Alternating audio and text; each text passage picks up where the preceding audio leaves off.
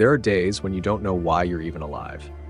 I used to live like that, silently drifting through my youth, burdened by pressure, chasing success, without realizing that what I was truly losing was not time, but my own soul. I was born into a modest family in Saigon, a bustling, sleepless city. My childhood lacked neither food nor clothes, but it also wasn't rich in emotional nourishment. Everyone in the house was busy, working hard to make ends meet. No one had time to explore or even acknowledge the life within. From a young age, I learned to suppress my emotions, growing up with the belief that being strong meant not being vulnerable, not complaining, not showing weakness. I did well in school, graduated, landed a stable job, and had a decent income compared to my peers. I thought that was enough: a good motorbike, nice clothes, a steady income, and the occasional vacation. But life doesn't always follow plans. When I turned 27, tragedy struck. One evening, my parents were on their way back to our hometown for an ancestral ceremony when their vehicle crashed. In a single phone call, my world collapsed. The grief of losing both parents at once is unlike any other pain. It doesn't explode, it doesn't shout, it quietly devours you from the inside. I couldn't cry. My heart felt like a heavy stone, cold and paralyzed. The days that followed were dark. I still showed up at work like a machine, smiling when required, replying to emails, submitting reports. But I was hollow inside. I had no interest in anything: food, friends, relationships. I isolated myself in my small room, shutting the windows tight as though even sunlight might hurt me.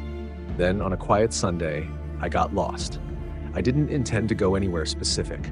I just took my motorbike out to escape the suffocating air of my apartment. I kept riding aimlessly, no plan, no direction.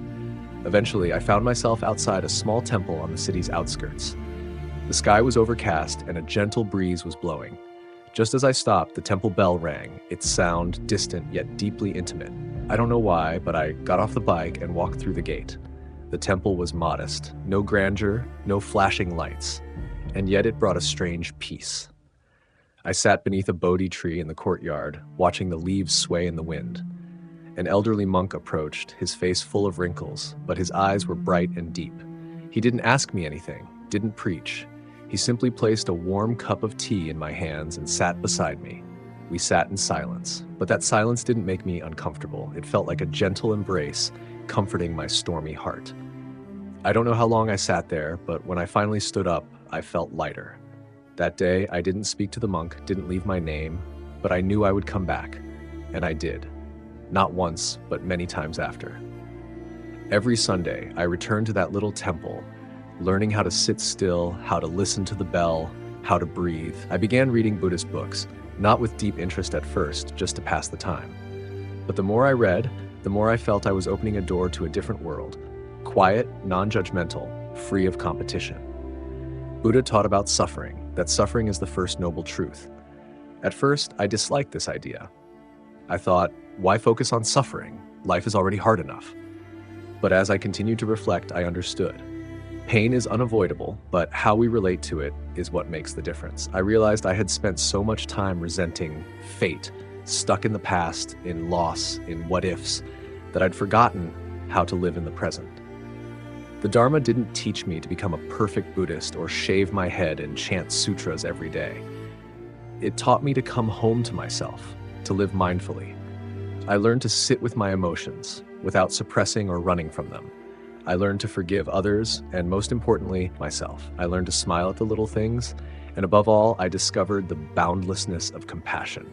Compassion isn't pity. Compassion is understanding. It's seeing that others suffer just like you, and choosing to respond with empathy instead of judgment. I began to view people around me differently. Coworkers, friends, family. I listened more and criticized less. I stopped needing to prove I was right. I learned to stay silent when needed and speak only when truly necessary. Someone once asked me, does Buddhism really change people?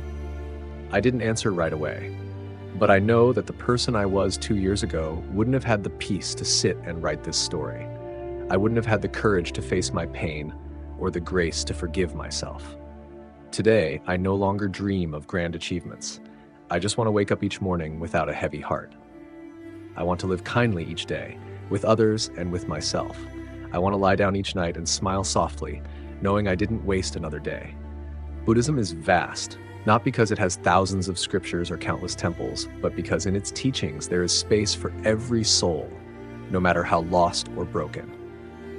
Like the ocean that refuses no drop of water, like the sky that rejects no breeze, the Dharma embraces all. And I, once lost, was still welcomed completely and compassionately. I am not yet a monk. I still struggle with anger, worry, and doubt, but I now know the way home. And in this journey, I know I am not alone.